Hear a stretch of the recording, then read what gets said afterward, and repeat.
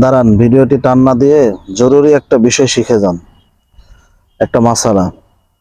আপনি নামাজ পড়তেছেন, নামাজ পড়তে পড়তে যদি আপনার মনে না থাকে যে আপনি কয় রাকাত নামাজ পড়ছেন, এখন আপনি কি করবেন? এখন আপনি কি করবেন সেটা আমি আপনাকে বলে দিচ্ছি।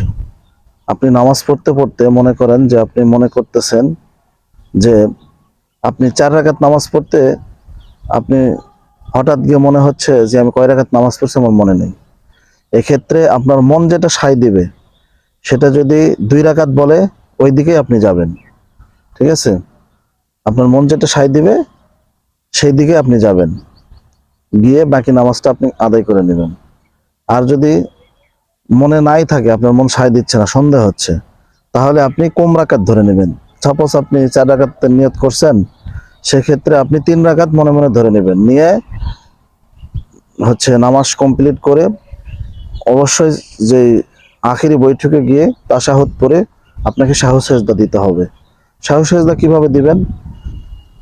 আখেরি বৈঠকে গিয়ে আপনি তাশাহুদ পড়বেন, আত্তাহিয়াতু লিল্লাহি ওয়াস সালাওয়াতু ওয়াত তাইয়্যিবাতু আসসালামু আলাইকা আইয়ুহান নাবিয়্যু ওয়া রাহমাতুল্লাহি ওয়া বারাকাতুহু আসসালামু আলাইনা ওয়া আলা ইবাদিল্লাহিস সালিহিন।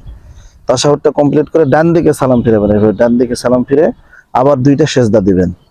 দেওয়ার পরে আপনি আবার তাশাহুদ, দুরূদ ইব্রাহিম এবং দোয়া মাসুরা পড়ে 2 দিকেই ডান বামে সালাম ফিরে আপনি সালাম ফিরে নেবেন। এইভাবে আপনি নামাজটা আদায় করে নেবেন। এটা খুব জরুরি একটা বিষয়, আমরা অনেকেই জানি, অনেকেই জানি না।